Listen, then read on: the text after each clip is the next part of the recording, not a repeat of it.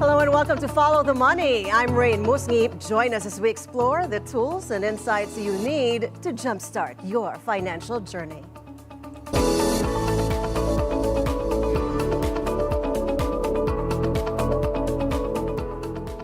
China is looking rather. Members of President-elect Donald Trump's incoming economic team are discussing slowly ramping up tariffs month by month. Sources tell Bloomberg members of President-elect Donald Trump's incoming economic team are discussing slowly ramping up tariffs month on month, a gradual approach aimed at boosting negotiating leverage while helping avoid a spike in inflation.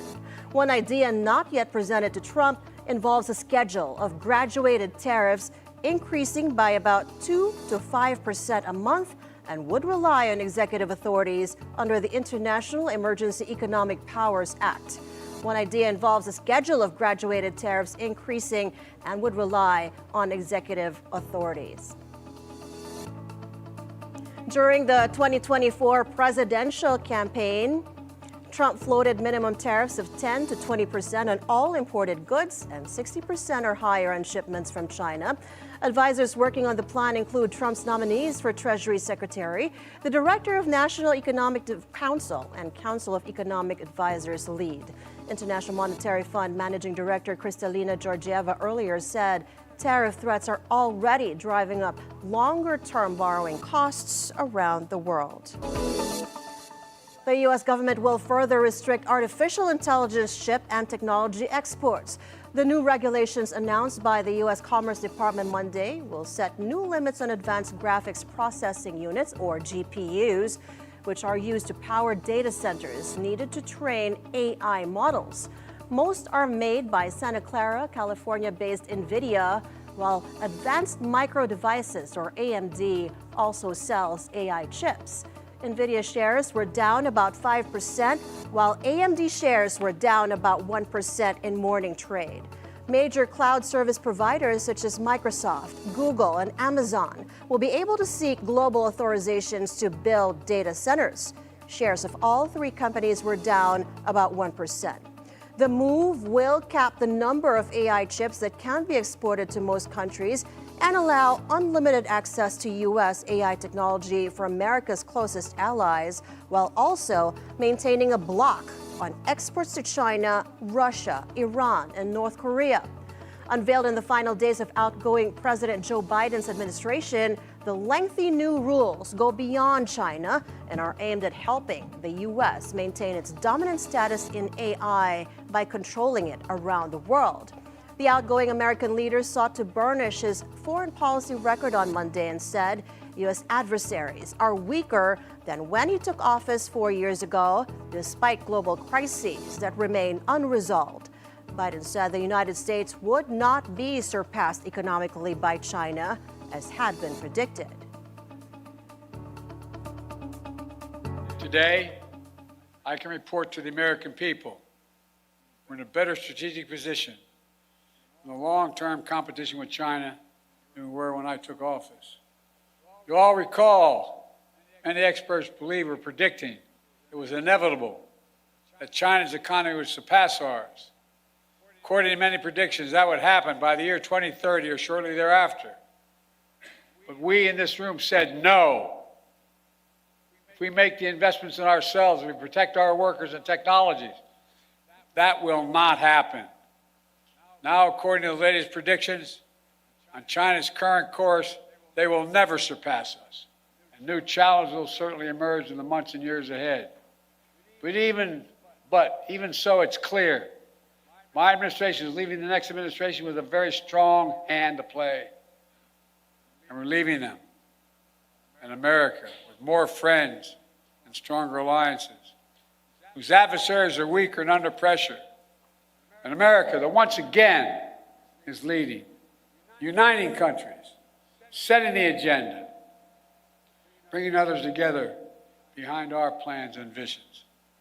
In America, which is no longer at war, which has made historic investments in American workers, American energies, American factories, generating the strongest economy in the world, which is now in a much better position to win the future against any competitor.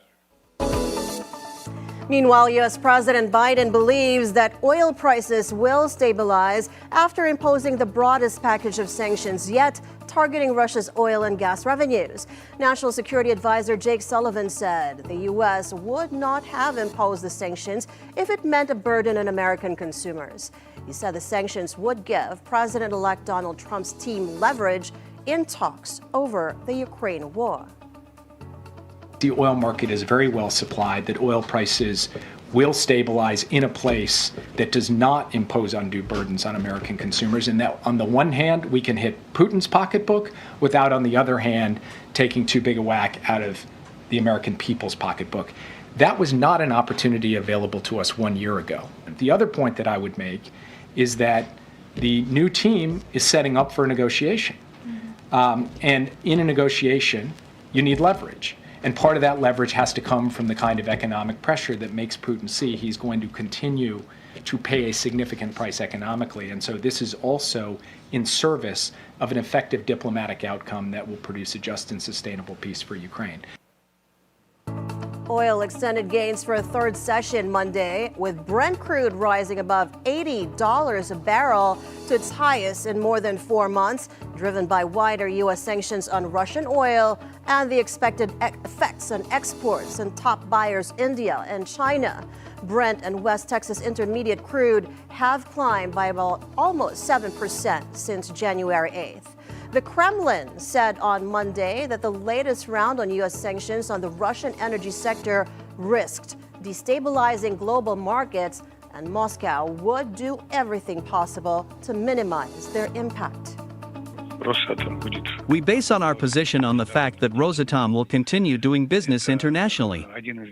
It is one of the undisputed leaders of the international nuclear market, the peaceful energy industry. And of course, it has a lot of obvious high-tech advantages over competitors. Well, it is clear that the United States will continue to try to undermine the positions of our companies in uncompetitive ways, but, of course, we hope that we will be able to counteract this. Such decisions cannot but lead to a definite destabilization of international energy markets and oil markets.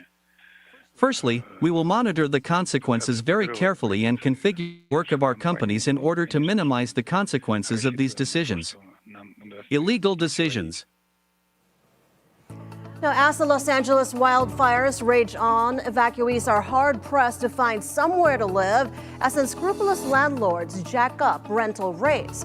When more than 150,000 people have been ordered to leave their homes, the higher-than-average incomes of these people appear to have tempted opportunists who see a chance to make money from others' misery. Some of the affected residents tell Agence France-Presse that owners whose homes are listed for $17,000 per month are asking for $30,000, almost double, in cash, or the applicant wouldn't secure the property. A state of emergency has been declared in Los Angeles, so price gouging is illegal and vendors cannot increase their prices by more than 10%. There are still people in our community who, rather than saying thank you, look at this as an opportunity to commit crime and to take illegal profit and advantage over the situation. We've seen this come up, and you've heard law enforcement describe the arrests that have been made, whether those arrests are for looting, burglary, grand theft, whether those arrests are for arson, whether those arrests will eventually be for price gouging, because we have been seeing price gouging with hotels, people offering residences well above the 10% addition that they can charge. We've seen that with medical supplies, other types of supplies, price gouging going on. So the criminals have decided that this is an opportunity, and I'm here to tell you that this is not an opportunity. You will be arrested, you will be prosecuted, and you will be punished to the full extent of the law. Meanwhile, Chinese officials are evaluating a potential option that involves Elon Musk acquiring the U.S. operations of TikTok if the company fails to fend off a controversial ban on the short video app. Sources tell Bloomberg senior Chinese officials had already begun to debate contingency plans for TikTok as part of an expansive discussion on how to work with Donald Trump's administration, one which involves Musk. TikTok's U.S. operations could be valued at around $40 to $50 billion. Beijing officials strongly prefer that TikTok remains under the ownership of parent ByteDance. People say the company is contesting the impending ban with an appeal to the U.S. Supreme Court. But the justices signaled during arguments on January 10th that they are likely to uphold the law. President-elect Trump, who takes office January 20th, has sought to delay the TikTok ban, which takes effect January 19th, so he can work on the negotiations. Coming up, will the PCSO's digital transformation redefine gaming in the Philippines by 2025? Stay tuned to follow the money.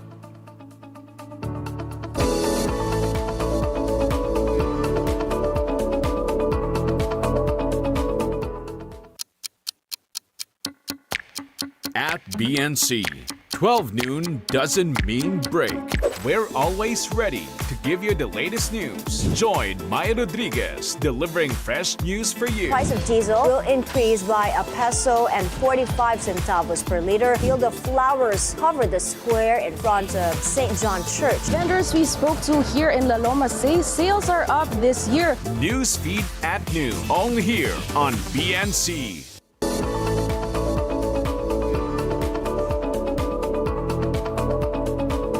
Welcome back to Follow the Money. The Philippine Charity Sweepstakes Office plays a pivotal role in raising funds for critical government programs, including healthcare, education, and sports development. In 2024 alone, the PCSO remitted over 708 million pesos to various government agencies and provided nearly $4 billion in charity assistance. As the gaming industry shifts toward digital platforms, the agency faces opportunities and challenges in modernizing its services while addressing public concerns over accountability and accessibility. Joining us today is PCSO General Manager Mel Robles, the man at the helm of the nation's largest charity and gaming organization. GM, good morning, and thank you so much for joining us. Good morning, Raine, and thank you for inviting me here. Welcome to Follow the Money. Now, the PCSO remitted over 708 million pesos to government agencies like PhilHealth, Commission on Higher Education, and the Dangerous Drugs Board last year as mandated by law. How much of total revenues has this comprised so far? Can you kindly walk us through how these funds are generated, allocated, and remitted, and what role they play in supporting essential government services? Well, I think it's a bit higher than what you quoted, like PhilHealth. 40% of our charity fund goes to PhilHealth. So it's the bulk of our charity. And we have automatic earmarkings for, yeah, you are right, for CHED and the Dangerous Drugs Board. In sports, even Girl Scouts and Boy Scouts, they benefit from us. But I'd like to dwell on the topic of digitalization because again, our biggest activity is medical assistance to our countrymen. They come to us after we're called the last mile, because in the scheme of things, you go first to PhilHealth. From PhilHealth, you get assistance from DOH, DSWD, and if you have local government units, and if it doesn't still suffice, then you come to PCSO, where most likely we pay the remaining balance. And digitalization of these services is very important to us, and even the security, because this is still open to scammers. We've had incidences of people trying and attempting to scam the government by falsifying our guarantee letters. But that is the challenge that we're facing.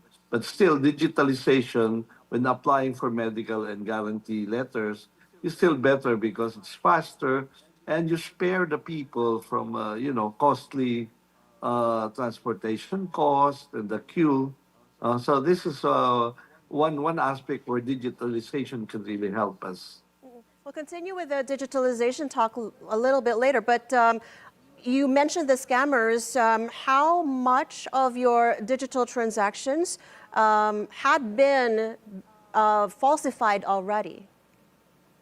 For the games, it's a lot. They run into billions. In fact, we sued a company who was using our draws and even collecting on our behalf to the tune of about just one company, about 4.7 billion, if I'm not mistaken, in only a period of 14 months. And it's now pending in Mandaluyong.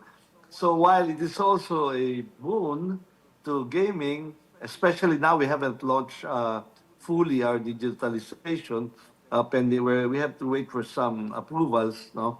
But obviously the illegal operators have already jumped on the gun and they're using it to the hilt. In fact, this may surprise you. We have monitored at least 300 entities and corporations and companies or individuals engaging in illegal lotto, meaning they are using our draws and they're collecting to the GCash or even different payment platforms. So just to give you an idea, that's how much, just for one company, we're losing about 4 billion. That's not what's on record.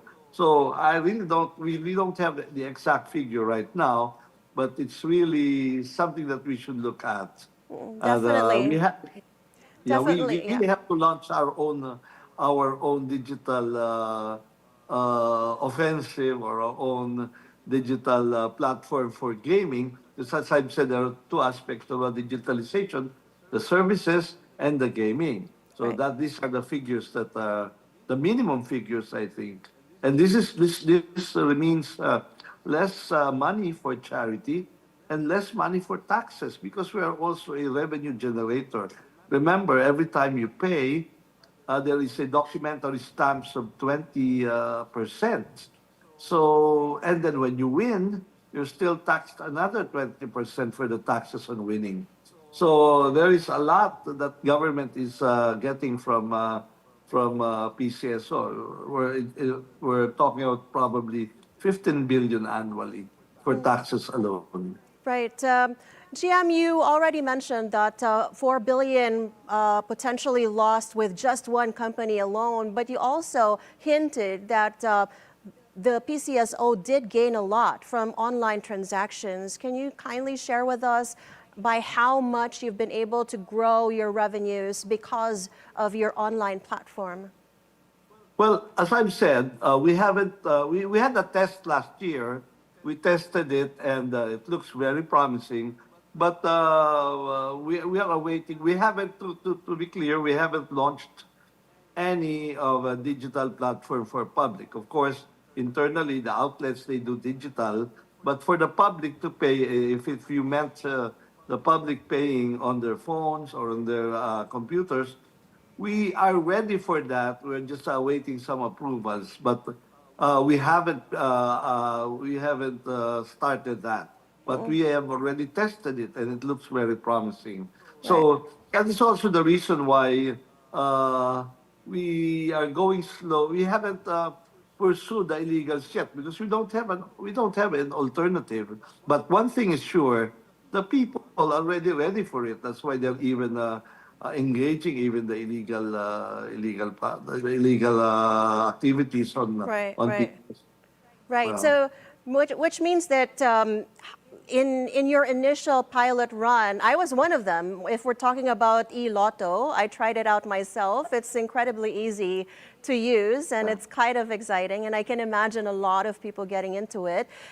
It's just that in your initial testing period, how many users were you able to generate? Was there already some kind of estimate as to how much you could generate per month just on that platform alone? Well, for the test run, for 6 months, we were able to generate more than 400,000 subscribers for that. Yeah, it was put on hold, but the experience of other countries, other lottery operators, is that at the minimum, it can double your sales.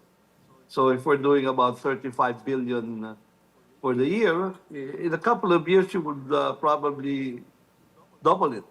So it's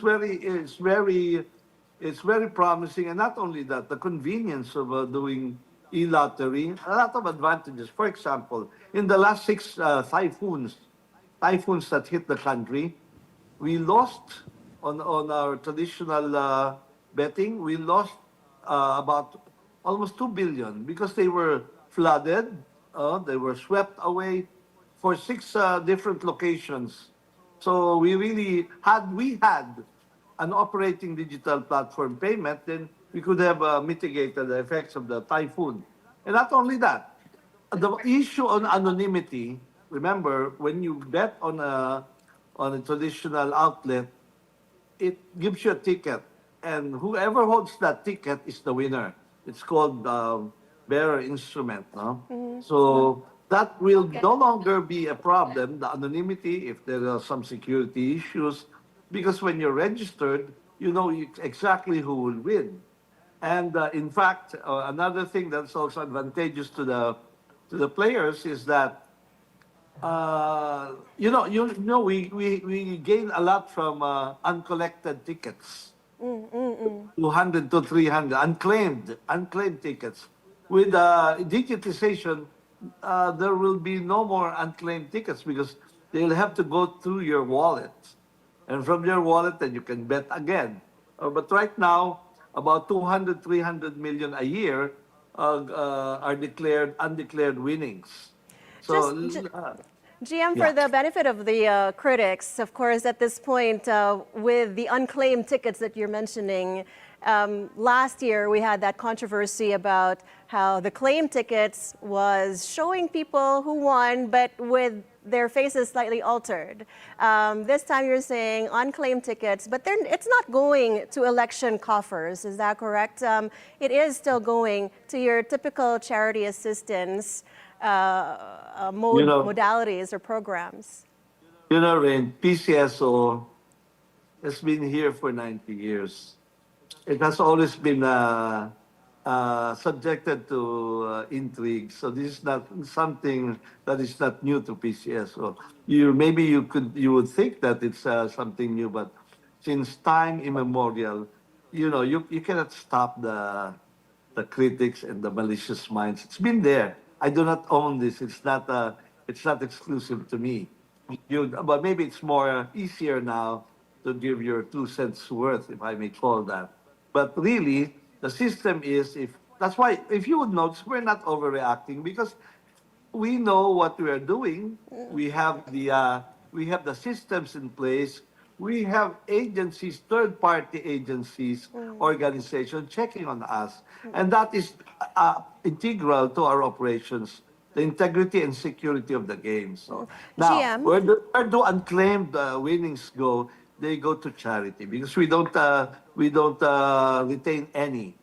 They either go to taxes or to charity. That's where it goes. GM, after the pandemic, have you seen whether the revenues of PCSO has steadily grown year on year? Will this growth in revenues would be able to accommodate the Supreme Court ruling to also remit some of your funds to the Philippine Sports Commission?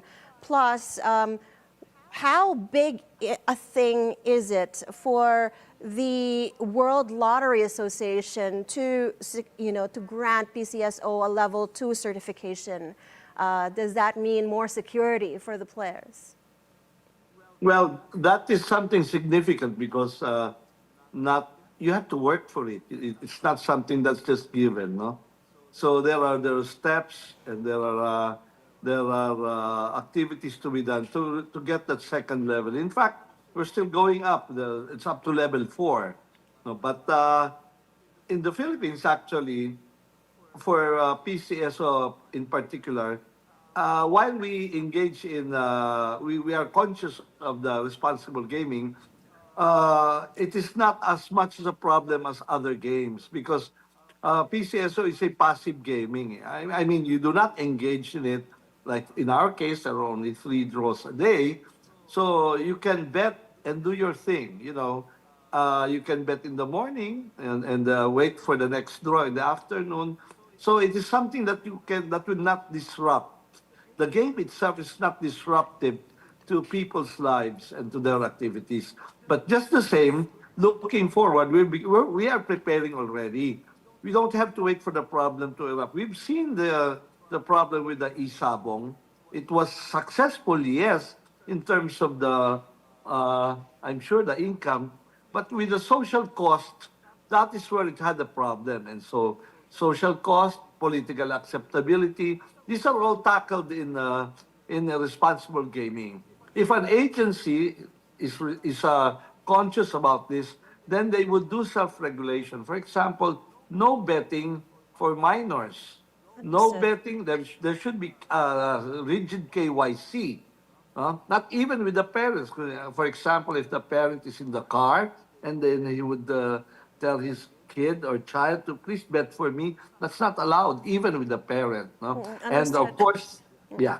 Yeah, GM, perhaps we're down to our last minute, but we just saw a report today that some people are getting addicted to gambling, not specifically lotto, but lotto betting is often seen as both entertainment and a chance at life-changing rewards. It also affects consumer budgets. You were mentioning the social costs as well. How many Filipinos here, what would you say has to be the responsible mandate when it comes to placing bets on PCSO's platforms? How do we make sure that it doesn't pose a financial constraint on consumers?